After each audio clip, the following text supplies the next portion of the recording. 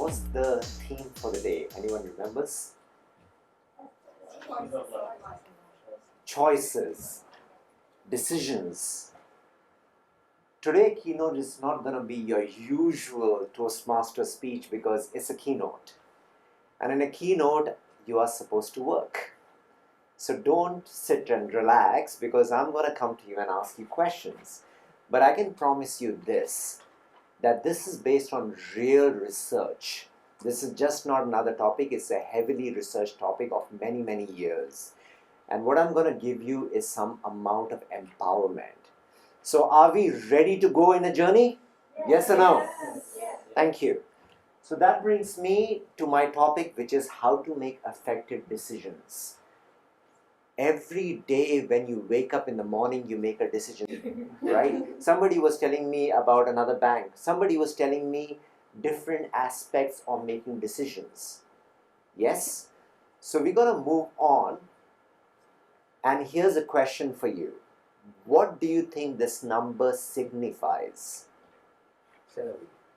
Salary. What else? Number of decisions in a month. Yes, a lot of decision in a month. Anyone else thinks differently?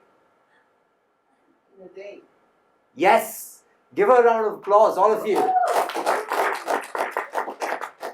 That's the amount of decisions an average adult makes in a day. Children make 3,000. Adults make 35,000. Do you know every email is a decision-making process? Do you know every jacket you wear is a decision-making process? And you can multiply those clothes decisions for the ladies into 10. So how many decisions are you taking in the whole day? It's just huge. And the ladies are taking even more. And the guys are taking different kind of which gadget to buy, which gadget not to buy, which girl to marry, which girl not to marry. They're just thousands and thousands of decisions. The question is, are you making the right decisions? The question is every decision you're making right or wrong? And here's a very interesting phenomenon. Sometimes after 20 years of making thousands and thousands of decisions, people observe they are still on square one.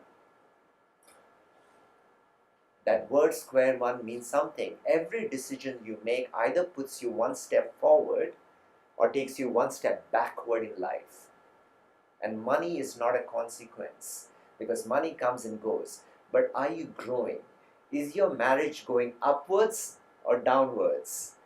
Is your relationship going upwards or downwards? Is your career going upwards or downwards? And most people go upwards and downwards. Now maybe I'm going to try and help you here. Let's see how can you make the right decisions. Are you interested? Yes or no? Yes. Thank you. So let's move on. The first thing I'm going to talk about today is the basis. What is the science behind all this decision-making process? There has to be something behind psychologically, physically. What is this decision-making process? And how do we really make those decisions? The second thing I want to cover is empower you. How do you make the right decisions? Because if you know there are some tools which you are unconsciously using, when you start using those tools consciously, you go to another level. So are we ready for these two goals? Is there anything else you want to know about decision making today? Apart from the basis and empowerment. We good for this? Yes or no? I need interaction. I don't feel energy. Yes, thank you. So moving on. What is the basis of making decisions? I need a volunteer here. Sir. Basic. I need you to come to the stage just for 1 minute. And don't worry, it's going to be very easy. Thank you. So here's a friend and I'm going to ask him a very simple question. The question is, I'm a supplier to your company. You work in a bank and I come to you as supplier. What's your name, good sir? George. George. I say, give me that contract and I'll give you a 10% bribe. Good. What would you say, yes or no? It's very nice, very attractive. But can you give me more? Okay, 20%. 20%. Don't forget you're getting video recorded. 20%. 50%. 50%. Okay, so you'll say yes or no. It's not a trick question, it's a very simple question. Yes or no. Okay. Okay, so he's saying yes. Thank you very much. Thank you. Sir, would you say yes or no? No. No. Now the question is, one man says yes to a bribe, another man says no to a bribe. On what basis? So may I ask you, on what basis did you say yes? Because you are too handsome. Okay, I'm too handsome. But what part of you psychologically made you make that decision? It's about morality. Morality, thank you. What basis was your decision made? Ethics, morality, isn't it the same? So here's the science. Every decision we make comes from the same basis. Are we all on the same page here? And what is this basis? This is the basis of all the decisions we make. Therefore, if you don't have the right values, the right morals, the right ethics, you will make the wrong decisions. And those decisions may give you short-term results if they're not the good ones, but then long-term you will have a problem. But if you make the right decisions based on the right ethics, beliefs, then you're going to go really higher. Now, obviously, there's more to it, so but what I want you to focus on is the science. Are we on the same page? Yes. So this leads to decision-making models. And we all have some unconscious, some have conscious models. How many of you are science student? I heard somebody was science. Yes, science. You make theorems, you make models that help you solve problems. People take rockets all the way up. Based on what? Models. So they have models out here. Let's go a little bit deeper into decision-making models. What if I tell you all the models are wrong? Then what do? If all the models are wrong, what do? You toss them. So how do you make your decisions? Because the only basis of making decision are your models. You see, here's a big contradiction. All the decisions you're making, whether you call them beliefs, principles, morals, is based on models. They are mental models. Now, if you don't have models, you cannot exist. But all the models are wrong. Let's go a little deeper. Let's go and meet and understand why are all these models wrong. Yeah? So I'm going to give you one example. Let's meet a great scientist called Albert Einstein. I'm sure everyone heard of this name, right? Yes. Yes. Now, the important question for you, what does this formula mean? Anyone? What is this theory? What is this model about? Relatively. Thank you, the science student. Give her a round of applause, guys. So this model is the theory of relativity.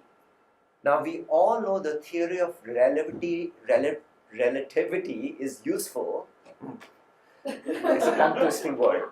Is useful, but then can you explain us what is the theory of relativity in one line? Okay, take for example, if I'm on the subway passing by, to you I'm fast, but to me I'm slow. Correct. Like watching. Absolutely. So is energy, mass, and the speed of light. But in simple terms, layman terms, it works with the forces of gravity. Yeah? But here's the contradiction. What happens to this theory when you have black holes?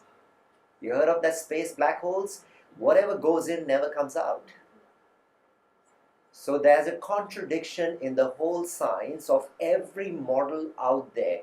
It took 100 years for Albert Einstein theory of relativity to be accepted. But there are contradiction. But then, is it not useful? Let me give you an example. Everyone has a mobile phone? Yes. How many of you use the GPS? All of you. It is thanks to the theory of relativity that the GPS exists. So So it's useful, but then there's a contradiction. Yeah? So stay with the contradiction. Let me give you one more example, not science, life example. So all of you have kids or met kids? Yeah? So what if a kid cuts his hand with a knife?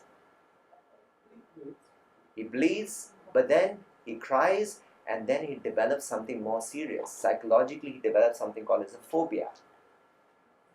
Now he starts generalizing, all knives are bad. Like sometimes when women have a breakup, they say, all men are bad. Right? Guys do the same. Generalization. So that creates generalization, and we generalize that all knives are bad. Yes? But then what if the knife goes in the hands of a surgeon? What if that boy is really good in medical science, and because of his phobia of the knife, he can never become a surgeon? So the knife in the hand of a butcher kills, but the knife in the hand of a surgeon saves a life. Same knife. There are two opposite changes here. So stay with the contradiction. That makes us beautifully to the next point. What is the purpose all the morals serve? Now I'm saying the morals are wrong, but then do they not serve a purpose? Is there no use for these morals? How many of you think there's no use for the morals? Somebody said throw out the window. Okay, so everyone thinks there's a use for the morals? Yes. Alright. Okay, let me ask you this question again. How many of you think there's no use for the morals? Alright, good. We're on the same page. So that brings us to the next point. All the models are useful. And this is a great man, George E.P. Box. He said essentially all the models are wrong, but some are useful. The word you want to pay attention is some, because it is something which will help you make your decisions. That brings me beautifully to the next question. So how can we decide which models to use when? Anyone? How do we decide? Now, we all have agreed that all models are not useful, but some models are useful. Now, the some also means for different people is different things. The question is, how do you decide? You need Yes. to understand the assumption and limitation. You need to understand the assumptions and limitations. Beautiful. Anything else? Anyone? How do you decide when to use a particular specific model? Trial or error. Trial and error. Absolutely. Anything else? Based on history and also weigh the pros and cons. Weighing the pros and cons. Absolutely. Now that brings me to another question to you, Diana. Do you have the opportunity to weigh pros and cons in 35,000 decisions you make in a day? So as a percentage, how many decisions you make, you have an opportunity to weigh the pros and cons? Well, I will prioritize them based on the importance. Like if I So out of very simple answer, out of 35,000, is it 1% or is it 100%? What percentage you have an opportunity to assess advantages and disadvantages of pros and cons? 5%. 5%, yeah? So we all are on the same page. 95% of our decisions have no opportunity or gives us no opportunity to assess pros and cons. We are on the same page? Everyone? So even if you don't agree with the percentage, at least you will agree that majority of the decisions are not based on facts and figures. You just have to decide. So what's that basis? Here it is. You have to use your common sense. You have to use something called as intuition. You have to use something called as context. What is context? Can anyone define context for me? Knowledge. Knowledge is more information. A made up situation where Yes, thank you. Give her a round of applause. Come on, guys. Context is that specific situation you are in. It is that particular. So, what is the context for a butcher? Cut an animal, right? You got to use a big knife. You can't use that scalpel. But then for the surgeon, the context is save a life, right? What was this? What was the context for the guy taking a bribe? Is the company.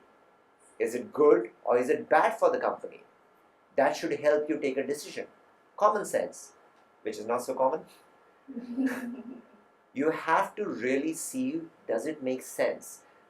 Intuition, very difficult to define, but you develop it with experiences in life. So Caroline said a very nice thing, experience, but it leads to intuition. So the more stronger your intuition, the better your ability to make the right decision, because you don't have the opportunity to assess pros and cons in 95% of decisions, unfortunately. I wish there was algorithms and all, like Uber is making decisions for you on the fly. We don't have that. Yes? So that is the basis and the three criteria of making decisions. And it beautifully brings us to the next point. How can we make decision in an imperfect world? So that is my section 2, which is my objective to empower you. Are you ready? Yes. Thank you. Now, how do we make decisions in an imperfect world? Now, the first thing is the mental models which we decide. Is there a science around making better mental models? And if there is a science, can we adopt it? Will that science work? Now, there's a contradiction that the models are wrong. Then how do we kind of use that science in a way which works for us? So here is an idea. Yeah? So what you need to look at are different models, and with your common sense, help me here. Intuition, and the third thing, context. You have to see which one works for you or not. And these are the three models which I want to kind of test for you. These are three productivity models which we teach in management. Number one is a 2-minute model, which is if you can do something in 2 minutes, do it. Do not procrastinate. How many of us procrastinate in life? Thank you. Thank you for being so honest. All of us, right? But if you think you can kill that task in 2 minutes, do it. It's going to motivate you to do more and more. Every time when you have a list, now different people have different mindsets. So I'm not saying use this model, but I'm saying experiment. See which model works for you. So normally people will start with the easiest task. Why? Because that will motivate you to do more. But if you start with the most complex task, that may potentially demotivate you. So that's the 2-minute model. The second model is prioritization, which I think Caroline spoke about, or who spoke about prioritization? Yes, Diana. So she spoke about prioritization. You got to prioritize which one is more critical at that point of time. You prioritize your task, which is clear. And the new model, which has actually become my favorite, is the agile model. So there's a beautiful quote from Charles Darwin. He said that in the future, it will not be the strongest of species which will survive, nor the most intelligent, but those which are most responsive to change. So therefore, the more agile you are, the more responsive to change you are, because they're curveballs. Suddenly you're working and there's something your boss tells you, I need this urgently, and all your prioritization and 2-minute to-do list goes for a toss, or maybe out of the window, Catherine. So you got to really be flexible. You got to be ready for that change and make processes to work for you. How can you be more agile? You remember what happened to Kodak? Because they were not agile. Microsoft almost hit the door of non-existence. But thanks to their response to the change, thanks to their cloud strategy, they are back into the game. But they are no longer number one IT company, which is Apple. So these are the three productivity models. I'm leaving you with ideas, but you got to find more and more models which work for you. That brings me to a beautiful point, which is strategy. Now, this is what's going to kill the contradiction and dichotomies. So, I said models are wrong, but they're useful. And some of you, I can see, are confused. The point here is you've got to make your own strategy. The strategy for your life, the strategy for your career, the strategy for your business. Now, this strategy is a mix of models. It's not either or. it is and 2 minutes model, it is and prioritization model, it is an agile model. When you make a strategy of a mix of models, a concoction, a blend, then you start making a strategy for your life. We need to identify our strengths, our personality, and when we identify who we are, then we make the right choices. And that is how you can make a strategy for your life. So with that, I'm going to leave you with a final quote, that I'm not a product of circumstances, but I'm a product of my decisions. Thank you very much.